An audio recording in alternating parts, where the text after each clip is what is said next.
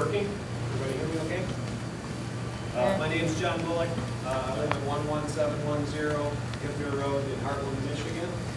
I'm the Blissfield Wind Energy Project Manager for Exelon Wind. I've enjoyed working with you folks over the last months and look forward to working with Palmyra Township officials and other townships through the zoning process and permitting and construction of our Blissfield Wind Energy Project. Thank you. I think it's turned on.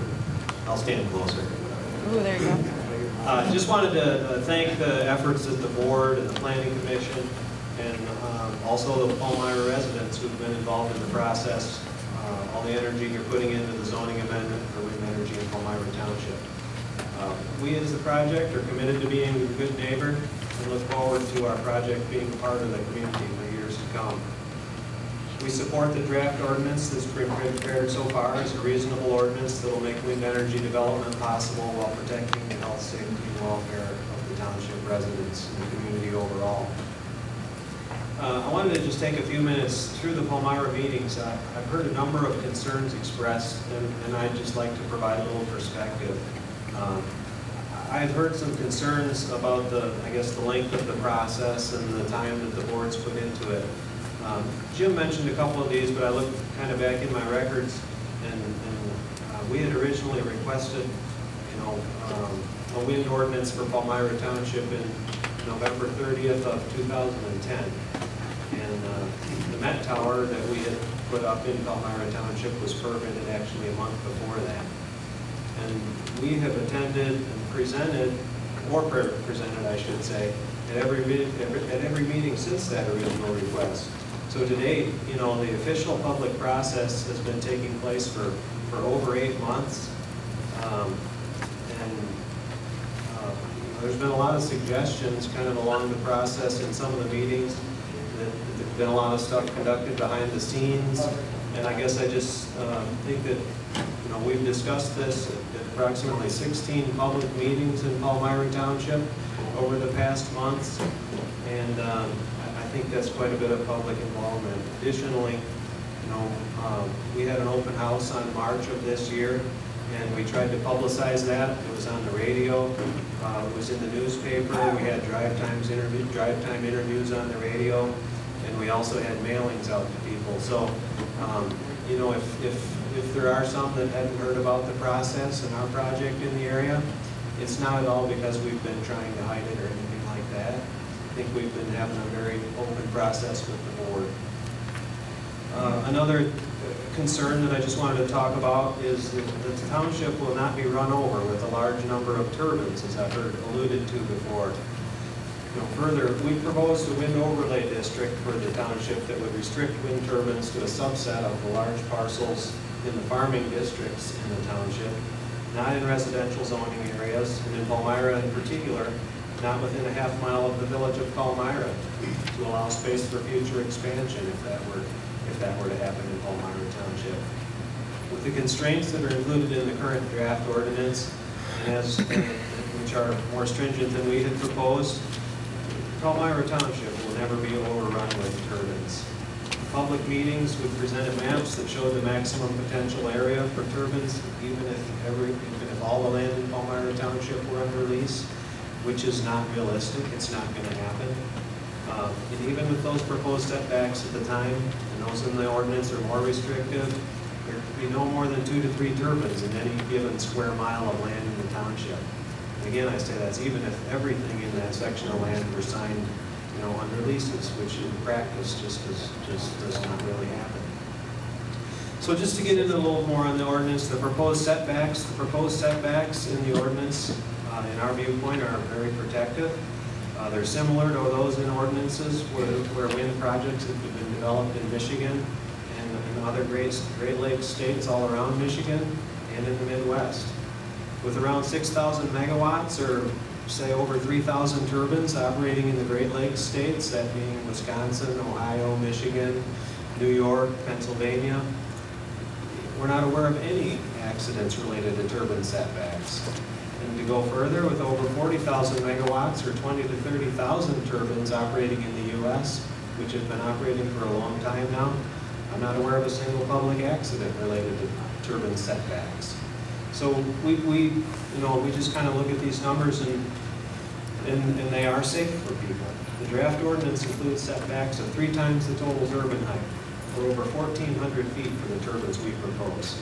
A turbine will not be closer than this to a non-participant's residence, no matter how large or small their parcel is.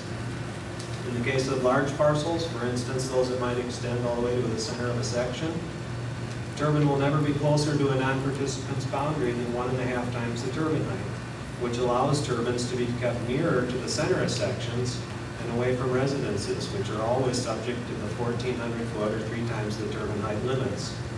So the setbacks are really set up to keep turbines away from people's houses and, if possible, near the center of sections. The next large item I'll say in the ordinance is the sound limits, and the sound limits are protected. The proposed limit at 45 decibels at all times of the day at residences is consistent with WHO recommendations, the World Health Organization, and it's consistent with other areas in Michigan with similar land use, such as Gratiot County, Huron County, areas of I'll say, intensive agriculture, large fields, and other areas where wind farms are being built and successful. The 45 dBA limit's consistent with the WHO's 19.9 recommendations, and I'll just quote from that. At nighttime, outside sound levels should not exceed 45 dBA LEQ so that people may sleep with the bedrooms open. So a lot of people in this area like to sleep with their bedrooms open. The limit was specifically recommended by the WHO to sleep with windows open, and it's a protected level. Oftentimes we hear people are quoting the European nighttime noise guidelines incorrectly, because the document has a number in there that people often see. It says 40 dBA, but it has to be clarified that that's 40 dBA on an annual average, which would average out times when there's zero sound, not zero, but let's say 15 or 50. It'd be averaged out to 40, but over an entire year, that's equivalent to 45 dBA or higher on an hourly average. And that's what we're talking about with the limits of the ordinance and that we're looking at here tonight. To look at things on an annual average is impractical and impossible, I should say difficult, if not impossible, to enforce or for us to meet. So based on experience at other projects, in addition, there have been very few complaints when the sound level is less than 45 dBA. There have been wind farms designed in the past at higher levels, and that's where there's been some complaints that people hear about. But there have been very few complaints about wind turbine noise at levels of 45 dBA or lower. So just overall comments, we have reviewed the ordinance, of course, and there are a few things in there that we would request that you would consider changing. There was a setback included in section B3A for 2 times the total turbine height from the public road right-of-way. We would request that this be reduced to match that for non-participating property boundaries, or 1.5 times the total turbine height. And the reason for that is that this setback's always secondary to the residential setback. So if there's a house in that area, we would already be back 1,450 feet. And if there are no houses in that area, we feel strongly that allowing turbines closer to the public roads allows turbines to be set back further from where houses are or where people congregate without any increased risk to people. In essence, if we can put them close where people aren't congregating and living, then we can facilitate using larger setbacks from homes. I got 1 minute, so I'm going to try and speed it up. We requested the signal interference section that you build in an allowance for imprecision and state-of-the-art computer models, such that the model would require at least a 10% signal strength change to be required to be below 35 dB. And lastly, in terms of a change, our original request was for a wind overlay zoning ordinance. The reason for that was it allows more certainty earlier in the public permitting process, and then only site plan review is required to actually obtain the permit. The draft as it is right now includes kind of a combination of both the overlay and the special use process. I appreciate you given me the time here to talk tonight, and again, all the efforts that you guys have put into the ordinance, and look forward to working with you in the future. Thank you.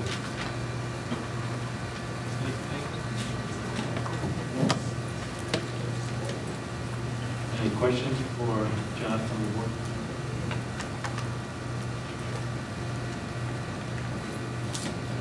Could you give us those suggestions in writing if you have them in writing? Or eventually?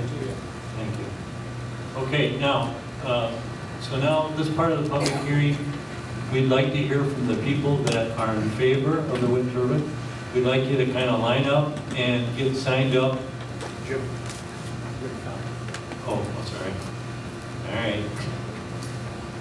Turn your mic on.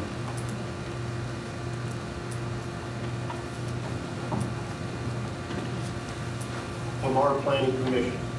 I'll be able to attend the Thursday meeting, however, I still have concerns that I'd like to share with you. I ask that you give the same consideration to those of us that live in the country setting and would be given to the folks who live along US 223 corridor or those who live in the village of Palmyra. I feel that the setback for wind turbines should be the same for all and would encourage you to consider a 2,000-foot buffer for everyone in the township, and not just a select few who happen to live at a certain place. I further ask that a 2,000-foot setback be measured from any non-participating property line and not simply from my residence. I live on a 3-acre parcel and that is my home, and not just a house that sits in the middle. I also own a 30-acre parcel that is currently unimproved and would someday like to build a retirement home there. I ask again that setback be measured from property lines and not just from structure. As I understand the current proposed ordinance, I may never be able to build there if the surrounding property owners choose to build turbines. Thank you for your consideration. Thanks for all the time you have spent on this issue. Mark Crane.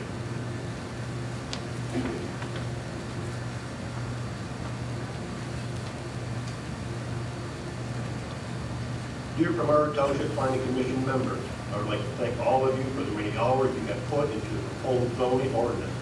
I know that some of the regulations and ordinance are hard to make, and you took the time to read all the information supplied to you, both pro and con.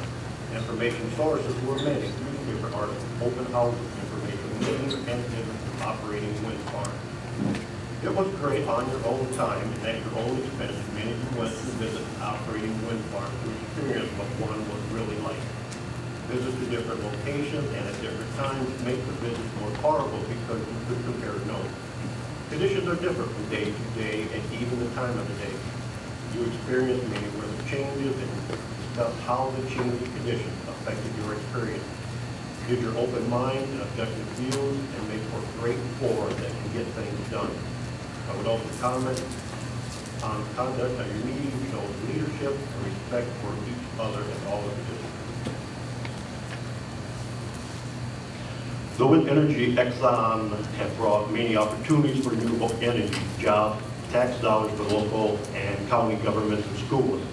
This equates to extra income for local business owners that are suffering, an extra income opportunity for property owners, and a chance for local residents to invest in a community energy project as stockholders, not bystanders. We all know the schools, townships, and county tax dollars to support their services to the residents. This opportunity comes by way of a company that is willing to invest nearly $200 million in the local economy. That is a drastic downswing. Do we want to say go away? In a meeting last week, I witnessed a young girl drawing a nice picture of wind turbines. I later discovered she was the daughter of a person who thinks this opportunity should go away.